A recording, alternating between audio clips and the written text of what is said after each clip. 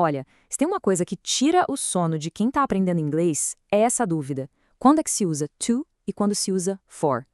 Pois é, mas com base na metodologia do professor Ed Costa, a gente vai resolver isso de uma vez por todas. E pode acreditar, a lógica por trás é mais simples do que parece. Sabe, parece só um detalhe, né? Mas a verdade é que essa é uma daquelas dúvidas que, nossa, podem travar uma conversa inteira.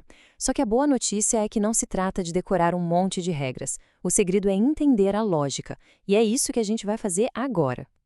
Então, qual é a grande sacada do professor Costa? É pensar de um jeito bem visual. Pensa assim: de um lado, a gente tem o to, que é como se fosse uma flecha, sabe? Sempre apontando para um destino. Do outro lado, o for, que é a razão, o motivo. É a resposta para a pergunta por quê. Então, guarda isso. Flecha contra razão. Vamos ver como isso funciona na prática? Beleza, vamos começar seguindo a flecha do to. A ideia principal aqui é sempre, sempre a mesma: movimento. É um deslocamento, um caminho de um ponto A para um ponto B. Isso vale tanto no mundo físico quanto no mundo das ideias. Ok, o uso mais óbvio, claro, é a direção física. Aquele movimento em direção a um lugar.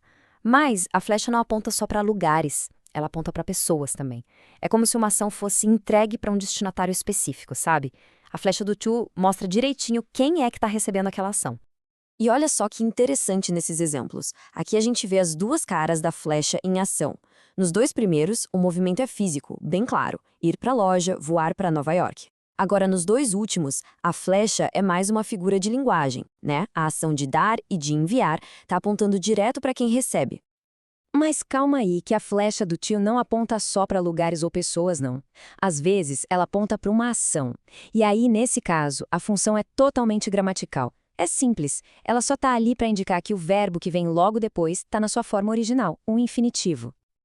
Então, a dica é bem simples, na verdade. Se o to aparece bem antes de um verbo, a chance é grande de não ter nada a ver com direção. É só gramática, sabe? Meio que preparando o terreno para a próxima ação, como em want to learn ou needs to study. Certo. Agora, vamos virar a chave. Se to era a nossa flecha, então o for... o for é o motor. A lógica aqui é completamente diferente. A gente não está mais pensando em direção. Agora, a gente está pensando em motivação. Qual é a razão por trás de uma ação? O for é basicamente a palavra que sempre responde à pergunta por quê. É ele que mostra o motivo pelo qual alguma coisa foi feita ou quem é que se beneficia com aquilo. Se a gente pergunta para que serve isso, a resposta quase sempre vai usar for.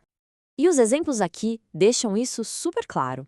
Olha só, o presente tem um propósito, que é a minha mãe. A chave tem uma finalidade, que é o carro. E o exercício, bom, o exercício tem um benefício direto, que é a saúde. Percebe? É sempre o porquê. Mas não é só isso. O for também tem outros usos. Ele serve para medir o tempo de uma ação ou para indicar uma troca, uma substituição, sabe? No sentido de em nome de ou no lugar de alguém. Olha só a diferença aqui. Nos dois primeiros casos, o for está medindo quanto tempo a ação durou. Por 2 horas, por 5 anos. Já no último exemplo, ele indica uma substituição. É um pedido para alguém falar no lugar de outra pessoa. Ok, a teoria está na cabeça, então bora para a prática. O professor Costa propõe um desafio bem legal para a gente testar essa lógica. A pergunta vai ser sempre a mesma. A gente está falando de uma flecha ou de uma razão? Então vamos lá. Primeiro desafio. I bought this coffee, blank you. E aí, pensa bem. A lógica aqui é de movimento, de direção. Ou é sobre o motivo, o propósito de terem comprado o café? A resposta certa é for. Claro, a lógica é de propósito. O café foi comprado para o benefício de alguém. Vamos para o segundo. I'm going the gym after work. O verbo principal é ir, going. Isso já dá uma bela pista, né? Será que estamos falando de um deslocamento, de uma direção? Mas com certeza, a resposta é to. A metáfora da flecha aqui cai como uma luva. É um movimento claro, direto, em direção a um destino, que é a academia. Terceiro desafio na tela. This software is great for learning new languages. Qual é a função desse software? Para que ele serve? Qual é o propósito dele? Exato. A escolha certa aqui é for. A gente está falando da finalidade, do propósito do software. A razão pela qual ele é ótimo é para aprender idiomas. É pura lógica de propósito.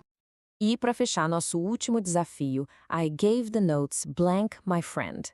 O verbo é dar, gave. Para onde é que a flecha dessa ação de dar está apontando, hein?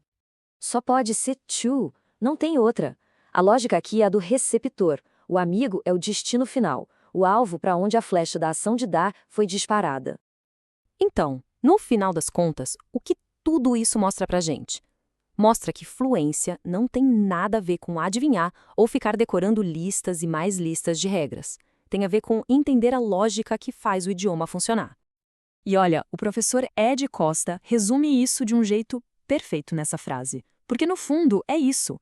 Quando a gente entende o porquê das coisas, o como fazer se torna quase automático. E isso deixa a gente pensando, qual será a próxima estrutura do inglês que parece um baita mistério, mas que na verdade só tá ali, esperando para ter sua lógica revelada?